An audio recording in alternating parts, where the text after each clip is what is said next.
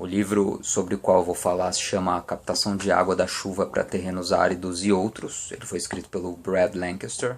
E esse livro vai ser útil para você, não só se você estiver pensando em captar água da chuva com uma caixa d'água, por exemplo, uma cisterna, mas ele também oferece outras soluções de armazenamento que eu nunca tinha ouvido falar, né? E eu não vejo sendo aplicado tanto aqui no Brasil. Tem um comentador do livro chamado Brock Dolman, ele é o diretor do Water Institute nos Estados Unidos. Ele considerou esse livro como um passo essencial para a gente se livrar de um certo analfabetismo hidrológico, né? Esses são os termos dele. E o que ele quer dizer com isso?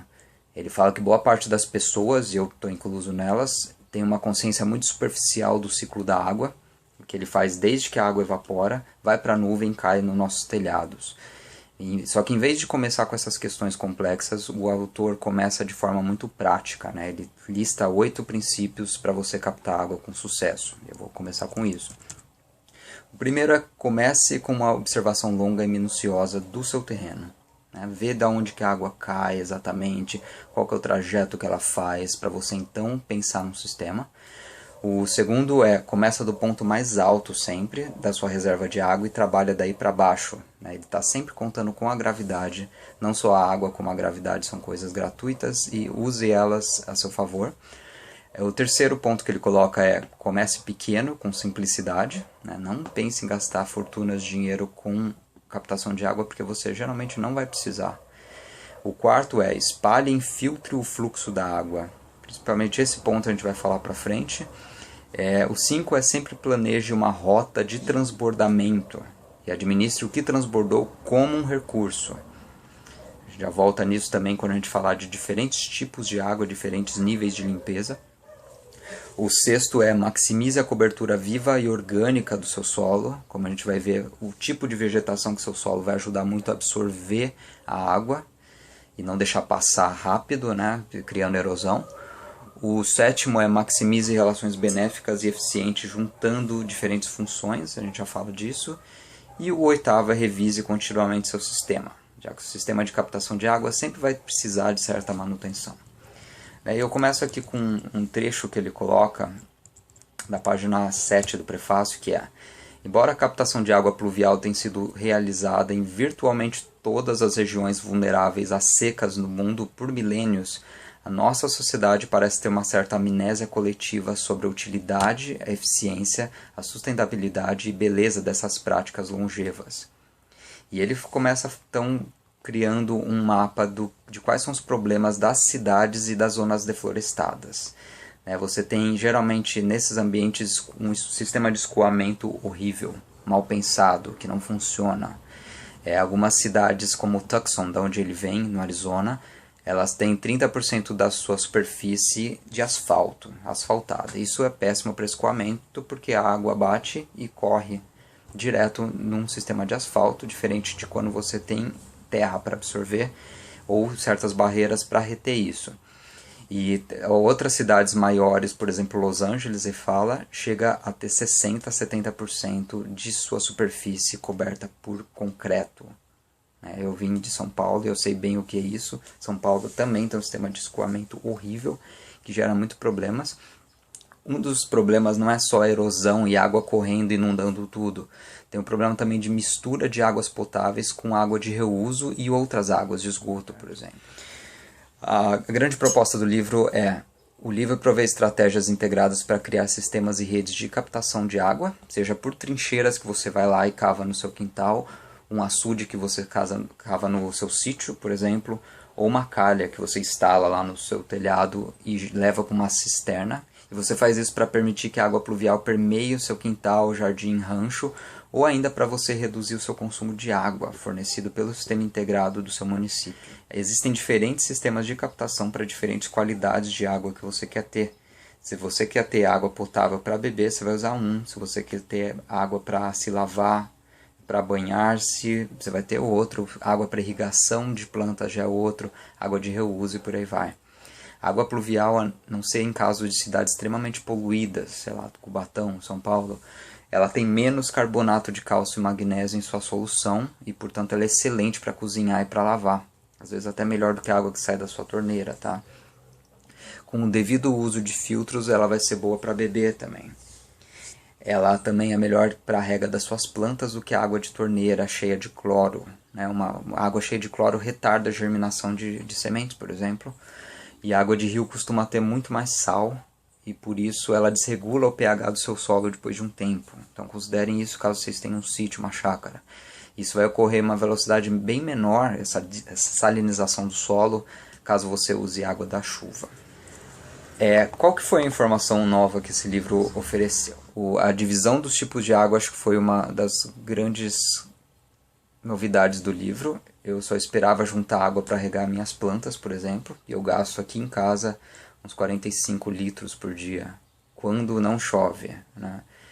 Isso dá uma quantidade relativamente alta por mês, só que eu já estou usando a água captada de chuva para lavar partes da casa e até para lavar roupa.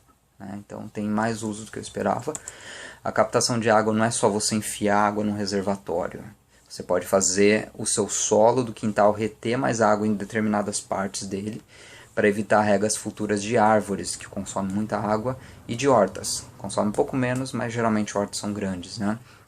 Esse é o tal do método da trincheira que a gente fala mais pra frente.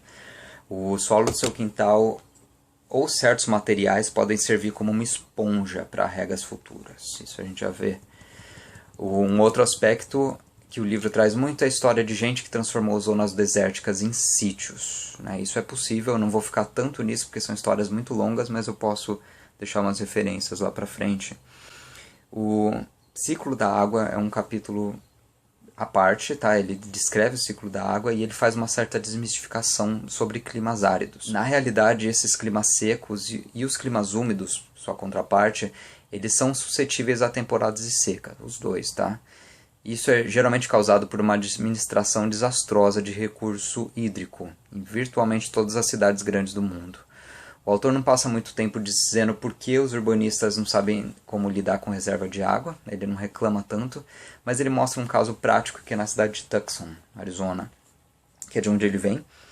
E como em vários centros urbanos, lá se consome muito mais água do que se é capaz de armazenar. Qual que é o resultado? Você tem custos de infraestrutura imensos para tratar a água contaminada, água que se mistura com água suja.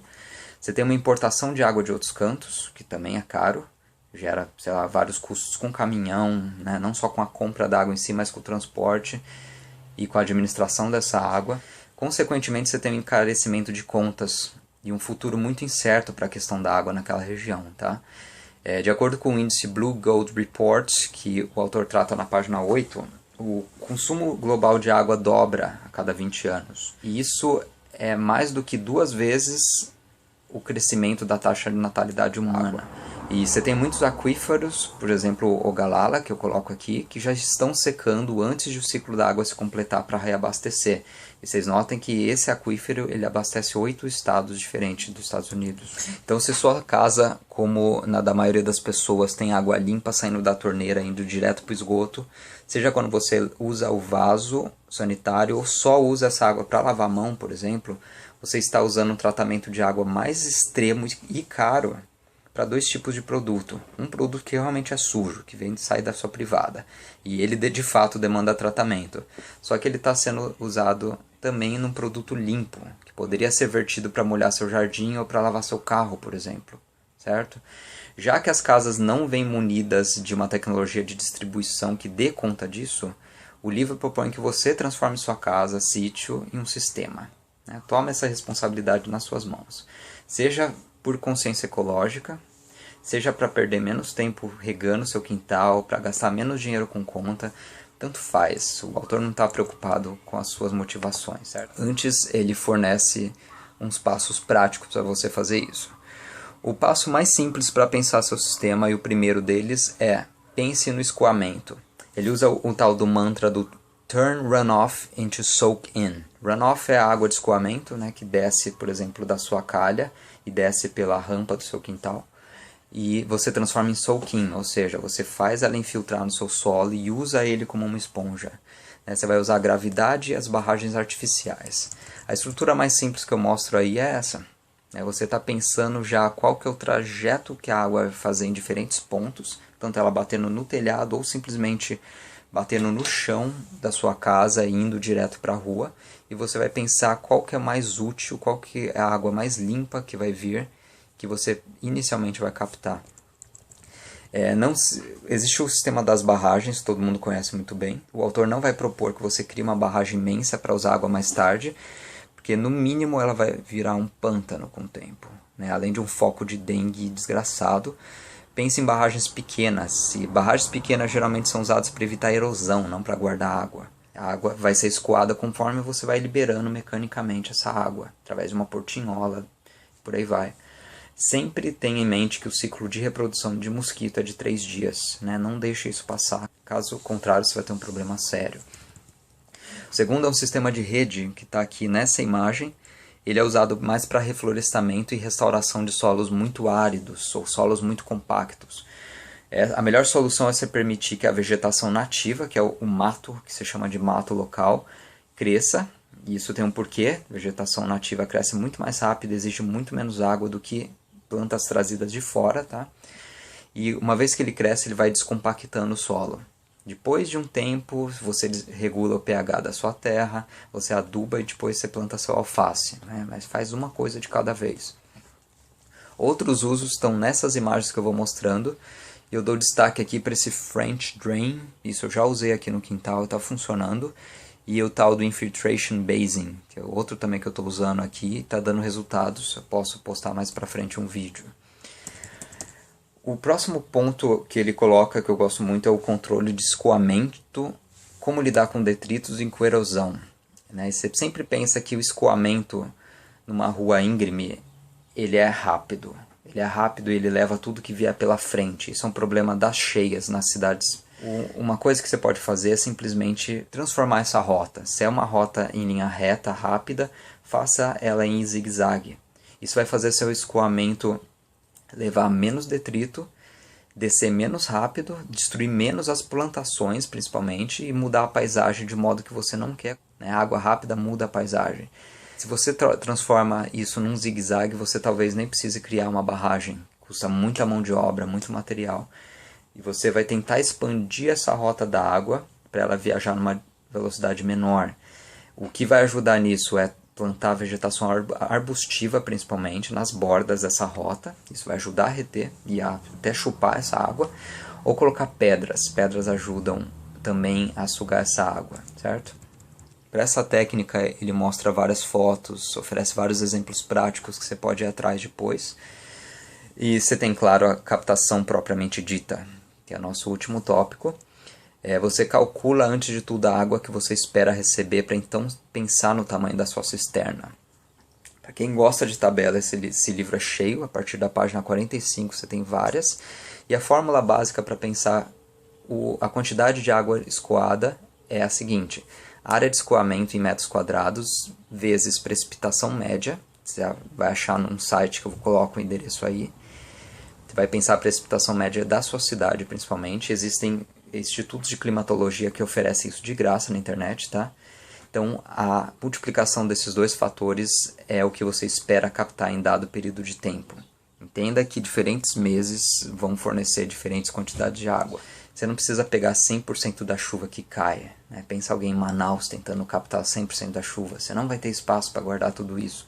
Crie sistemas mais que abarquem as suas necessidades diárias. Né? Pega a sua conta de água e vê o quanto você gasta. E entenda que, lógico, a água do seu chuveiro geralmente não vai ser água da chuva. A não ser que você instale um sistema inteligente para isso. Né? Você vai começando pequeno, mas para regar, lavar roupa, louça, por aí vai. Um outro fator interessante que o autor coloca é para você pensar nas plantas e quanto elas consomem. Poucos agricultores fazem isso, tá? Sempre considere que plantas nativas exigem muito menos do que plantas exóticas, plantas trazidas de outro canto. Então, uma árvore mesquita, que é essa da foto, de 6 metros, ela exige mais ou menos 111.356 litros por ano. Enquanto o limoeiro, que é não nativo para a região do autor, exige 30.000 litros e tanto por ano, certo? O livro não dá fonte de onde você vai arrumar essa informação, infelizmente. Ele só dá várias tabelas, umas 4 páginas, para as plantas nativas em Tucson, no Arizona, mas isso você pode achar nesses manuais de taxonomia. Mais mapas estão aqui nessas 3 páginas. E o que eu recomendo é que você desenhe a sua própria casa, né? Não desenhar assim fazendo esboço, mas meça ela antes. Pense em todos os pontos de captação para poder ter dados exatos de quantos litros você vai conseguir em determinados períodos, né? E pense também as rotas, como o autor faz com a própria casa aí. Sobre cisternas, você vai achar muito mais material online do que nesse livro, tá? Esse primeiro volume deu tão certo que ele lançou mais 2 livros. E o terceiro volume, que eu não achei para vender, não achei na internet também, é um volume só sobre técnicas de fazer cisterna. Mas no YouTube de brasileiros e portugueses você vai achar isso muita técnica, é muito fácil achar esse tipo de material, então eu não vou me focar tanto nisso. Qual que é a situação ideal que o autor coloca? É você pensar 3 princípios. Primeiro, a chuva é a nossa fonte primária de água. Segundo, a água cinza ou residual, que ele chama de grey water, é secundária. Essa é uma água que você nunca vai guardar em tanque. Água cinza é geralmente a água que você descarta depois de lavar a louça. Uma água já com detergente, com sabão, mas ela pode ser usada e tratada para outras coisas. Se ela for guardada, ela vai criar problema para você, ela vai proliferar bactéria e o resultado vai ser inesperado. Terceiro, água do município, água de um poço, caso você tenha um sítio, deve ser uma fonte estritamente suplementar, usada apenas em tempos de escassez. Geralmente o que o agricultor faz é o oposto. Ele usa essa água primeira para pensar em outros tipos de coisa. Capítulo 4 eu vou pular porque ele lida com o tal do Integrate Design, que é o desenho integrado de diferentes fontes de energia, de água, de plantação. Isso é uma introdução à noção de design da permacultura e parece fugir um pouco do propósito do livro, tá? E você vai achar manuais de permacultura, por exemplo, do Bill Mollison, que trata isso com muito mais detalhe, tá? E o autor basicamente repete essas informações. Outra vantagem do livro é uma quantidade imensa de apêndices, tabelas, fórmulas para cálculo hidráulico, para mensuramento de quantidade de água que cabe numa cisterna, por exemplo, caixa d'água. Ele tem muito desenho de método de entrincheiramento de água, que talvez seja interessante. Isso vai desde a página 111 até 159. Tá? Outra história interessante é do tal do homem que cultiva a água da chuva. É a história de um homem no interior da Rodésia, atual Zimbábue, que a partir dos anos de 1964 criou um sistema numa região totalmente inóspita, num terreno que começava numa colina cheia de pedra e acabava numa rodovia. Esse cara transformou isso numa fazenda magnífica. Hoje em dia ele tem uma ONG lá no Zimbábue, ele prolifera essas técnicas, tá? A gente tem um documentário sobre esse cara que eu coloco o link aí. O outro caso é sobre uma tribo indígena lá do Arizona que transformou uma zona árida em uma grande fazenda e mudou totalmente a cara da região. Ela repovoou uma região inóspita, criou uma cidade propriamente dita de gente que vive da agricultura local. E considerem o quão importante isso é no Brasil, por exemplo, já que 47% da área do planeta Terra é área seca, que pode ser restaurada através de determinadas técnicas. 1/5 da população da Terra vive em zonas áridas ou semiáridas.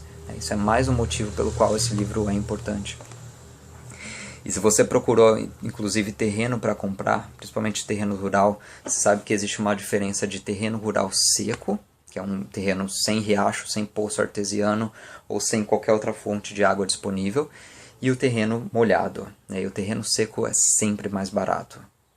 E às vezes você lidar com o terreno seco e transformar ele num terreno com uma fonte de água através de captação é uma solução muito mais simples do que parece. Você vai gastar menos dinheiro fazendo simplesmente um sistema funcional. E esse livro pode servir muito para isso também.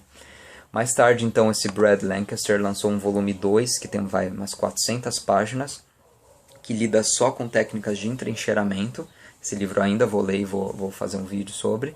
E o volume 3, que é sobre cisterna, açudes e caixas d'água. Esse eu não achei em canto nenhum. Tá? Se alguém tiver, eu aceito. E é isso.